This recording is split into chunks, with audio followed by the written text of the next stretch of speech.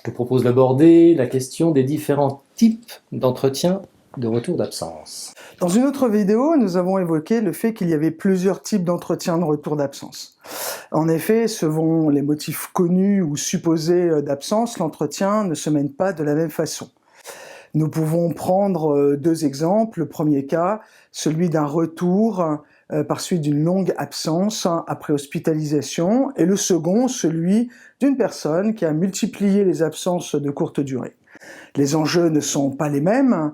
Dans ce premier cas, il s'agit d'accompagner le collaborateur dans sa reprise d'activité professionnelle, alors que dans le second, il faut chercher à comprendre si ces absences récurrentes ont un lien avec le travail. La posture du manager qui rencontre ses collaborateurs et les questions qu'il va poser ne seront pas du tout de la même nature. Merci Anne-France pour cette introduction. Alors comme tu l'as dit, il est important de rappeler qu'il y a entretien de retour et entretien de retour. Trop souvent, la personne qui va conduire cet entretien de retour pense qu'il suffit d'accueillir, de rappeler ce qui s'est passé pendant l'absence et d'organiser la reprise du travail. Mais cette approche finit, dans certains cas, par ne pas donner de résultats et démotive les managers à continuer à faire ces entretiens. Si on rentre dans le vif du sujet, je considère qu'il y a trois grandes familles d'entretien de retour. Et en disant ça, j'exclus la reprise de contact que j'appellerais le réaccueil d'une personne dont on sait qu'elle a été malade pour une raison bénigne. Mais pour ce qui est essentiel de prendre de ses nouvelles, pour mesurer sa disponibilité à reprendre, mais aussi pour lui renvoyer de la considération. Les trois grandes familles d'entretien sont les suivantes. La première, que j'appellerais entretien de soutien, vise à organiser le retour d'une personne qui a été absente durant plusieurs semaines. Généralement, 2-3 semaines d'absence finissent par déconnecter le collaborateur de ses habitudes de travail et par le désocialiser. Cet entretien de soutien est destiné à l'aider à remonter dans le train. Le deuxième type d'entretien est un entretien de type exploratoire. Appelons-le comme ça, car il s'agit de comprendre si les absences plus ou moins répétées, plus ou moins maîtrisées, sont liées au contexte du travail.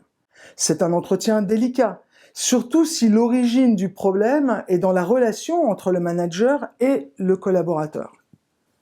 Enfin, un entretien plus courant consiste à rappeler les règles pour les collaborateurs qui n'auraient pas respecté les délais de prévenance de leur absence.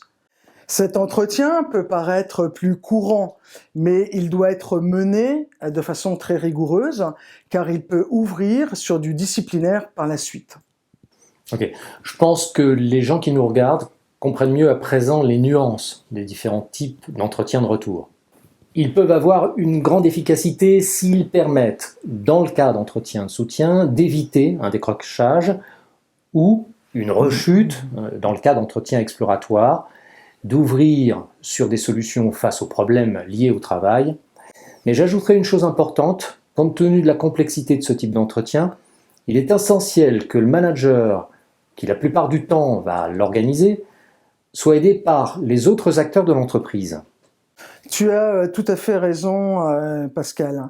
Le manager ne doit pas être le seul pour mener ces entretiens délicats. Il doit pouvoir trouver de l'aide auprès des services des ressources humaines et ou de son propre manager. Le plus souvent, c'est dans la préparation que cette aide va pouvoir avoir de la valeur ajoutée. Quand il s'agit par exemple d'un entretien de soutien, la RH peut participer en définissant les moyens d'action qui peuvent être envisagés au niveau du développement des compétences du collaborateur qui aura été longuement absent. Le N+1 du manager peut lui apporter des solutions pour gérer un collaborateur en perte de vitesse ou confronté à des risques psychosociaux. Il paraît évident que derrière le manager doit se mettre en place un réseau solidaire lui permettant non seulement de ne pas se sentir seul, mais surtout de préparer et de suivre le dispositif de l'entretien de retour. Toutes ces mesures ne s'inventent pas. Les managers doivent être formés Mais avant ça, cette cartographie de ce réseau face aux différentes situations d'absence doit être écrite avec les RH et la direction. Alors Anne-France, est-ce qu'on a tout dit sur cette question? Non, pas tout à fait. J'ajouterai un petit ingrédient pour réussir cette recette. Je conseille aux managers qui vont conduire des entretiens de retour de rester sur le périmètre professionnel et de ne jamais être intrusif sur la sphère personnelle. C'est la condition pour que l'entretien se passe en confiance et que le manager se sente dans son rôle.